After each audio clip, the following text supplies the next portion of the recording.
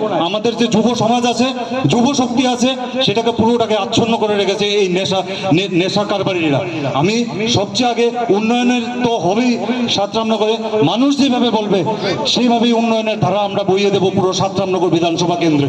আপনারা জানেন, একজন এমএলএ ইচ্ছা করলে সে সরকারেও যদি না থাকে তবুও এলাকার উন্নতির জন্য প্রচুর কাজ করতে পারে, প্রচুর ফান্ড থাকে ইয়াতে। কিন্তু আপনারা বলুন, রামনগরে উন্নয়নের জন্য আপনারা দেখেছেন কোথাও কোনো একটা বিউটিফিকেশন ওয়ার্ক বা কোনো একটা প্রগতিশীল কিছু একটা উন্নয়নের স্বার্থে, মানুষের স্বার্থে কিছু করা হয়েছে? আমরা তো দেখিনি।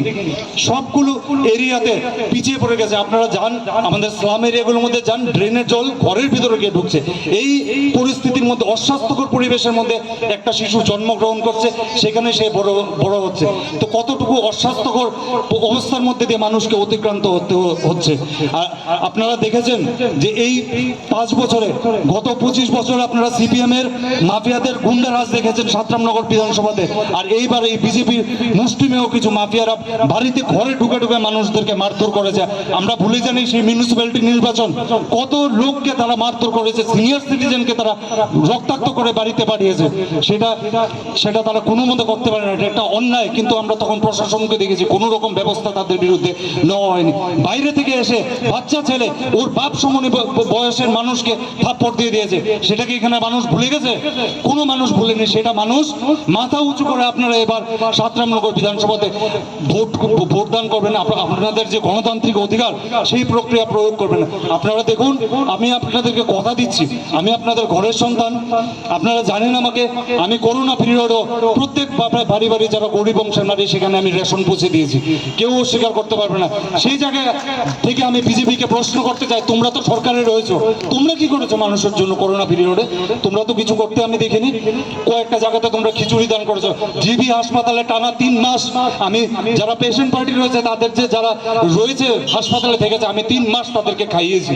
প্রত্যেক দুপুরে এবং রাত্রে আমার বাড়ি থেকে রান্না করে আমি পাঠিয়েছি। সেগুলো জিবি হাসপাতালে যারা রয়েছে তারা তো আর আমাকে ভোট দেবে না। সেটা আমি একটা মানবিকভাবে আমি মানুষের জন্য করেছি, যাতে মানুষের কষ্ট না হয়। এখানে রামনগরে যারা স্লাম এরিয়াগুলো রয়েছে, প্রত্যেকের কাছে আমি রেশন পৌঁছে দিয়েছি।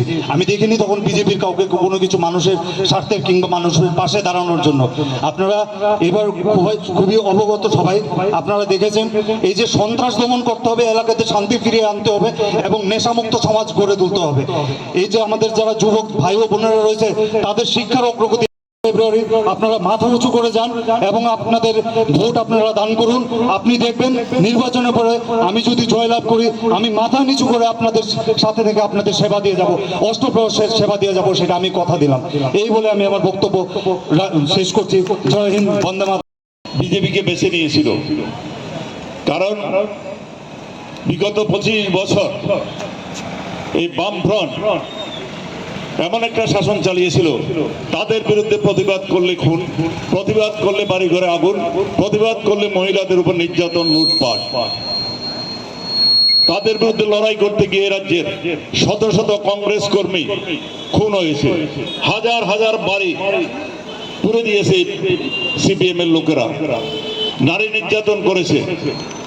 আপনার ছেলে যত বড় মেধাবী হোক, চাকরি পাওয়ার কোনো অধিকার ছিল না যদি না সে সিপিএম এর মিছিলে গিয়ে লাল ঝান্ডা নিয়ে মিছিলে সামিল হতো। এইভাবে রাজ্যটাকে এমন একটা চরম সীমা নিয়ে গেছিল। মানুষ চেয়েছিল এই বামফ্রন্টের অত্যাচার থেকে বাঁচতে, কংগ্রেসের উপর ভরসা করেছিল। কিন্তু কংগ্রেস সেই মানুষের যে ইচ্ছা আকাঙ্ক্ষা সেটাকে সম্মান দেয়নি, দিতে পারেনি। কারণ কংগ্রেসের যারা নেতৃত্ব, মানুষ তাদের পাশে দাঁড়ালে পরও সমস্ত সমর্থন তাদের দিকে এগিয়ে দিল। কিন্তু কংগ্রেস নেতৃত্ব ক্ষমতার লোভ, কে কোন পদে থাকবে, কে সভাপতি হবে, কে এমএলএ হবে, কে নমিনেশন পাবে, এই নিয়ে মারামারি করে কংগ্রেস ভবনের মধ্যে নিজেদের মধ্যে রক্তাক্ত। ওরা সিপিএম এর বিরুদ্ধে লড়াই করার পরিবর্তে নিজেদের বিরুদ্ধে লড়াই করত। মানুষের যে স্বার্থ, মানুষের যে ইচ্ছা, সেটাকে সম্মান দেওয়ার কথা কোনোদিন ভাবেনি। সেই জন্য 2018 সালে প্রধানমন্ত্রী নরেন্দ্র মোদী স্বরাষ্ট্রমন্ত্রী অমিত শাহ এবং তাবর নেতারা রাজ্যবাসীর কাছে যখন কতগুলি প্রতিশ্রুতি দিয়েছিল 299টা, যেমন কর্মচারীদের বঞ্চনা, 7th পে কমিশন, রেগার শ্রমিক যারা 340 টাকা মজুরি হবে, এইভাবে একের পর এক মিস কলে চাকরি হবে, 299টা প্রতিশ্রুতি মানুষ বিশ্বাস করেছিল। একদিকে সিপিএম এর অত্যাচার থেকে, খুন সন্ত্রাসের হাত থেকে এই রাজ্যকে মুক্ত করতে চেয়েছিল, আরেকদিকে প্রধানমন্ত্রী নরেন্দ্র মোদী যখন রাজ্যবাসীর কাছে প্রতিশ্রুতি দিচ্ছিলেন, কারণ বিশ্বাস করেছিল, কারণ ভারতবর্ষের মানুষ একটা জিনিস বিশ্বাস করে, রাজনীতিতে অন্য যে কোনো নেতাই মিথ্যা কথা বলুন, ভারতবর্ষের প্রধানমন্ত্রী অন্তত মিথ্যা কথা বলেন না। কিন্তু আজকে প্রমাণিত হয়েছে ভারতবর্ষের প্রধানমন্ত্রী একজন মিথ্যুক, উনি মানুষকে প্রতারণা করেছেন, উনি নিজে একজন প্রতারক। আজকে 2023-এ নির্বাচনে আবার উনি ত্রিপুরা রাজ্যের আনাচে কানাচে ঘুরছেন।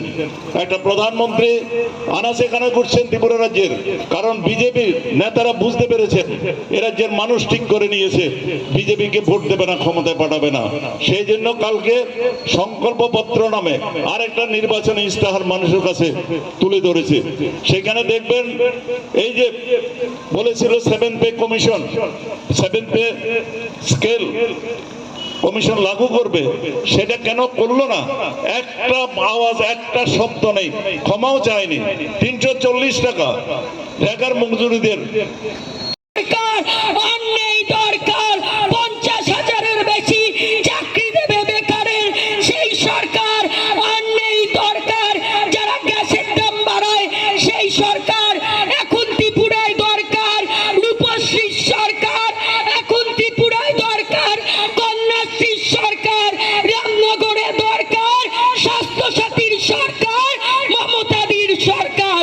তাই আপনারা সকলে মিলে ঐক্যবদ্ধভাবে আগামী 16 তারিখ জোড়া ফুল চিহ্নে, ঘাসের উপর জোড়া ফুল চিহ্ন, মমতা ব্যানার্জির প্রতি মমতা বন্দ্যোপাধ্যায়ের আশীর্বাদ ধন্য প্রার্থী পূজন বিশ্বাসকে ঘাসের উপর জোড়া ফুল চিহ্নে ভোট দিয়ে বিপুল ভোটে জয়যুক্ত করুন। আর আগামী 16 তারিখের পর রামনগর থেকে একটাই আওয়াজ উঠবে, মমতা ব্যানার্জি। এত জোরে আওয়াজ তুলবেন যে প্রত্যেকের কানে গিয়ে পৌঁছবে।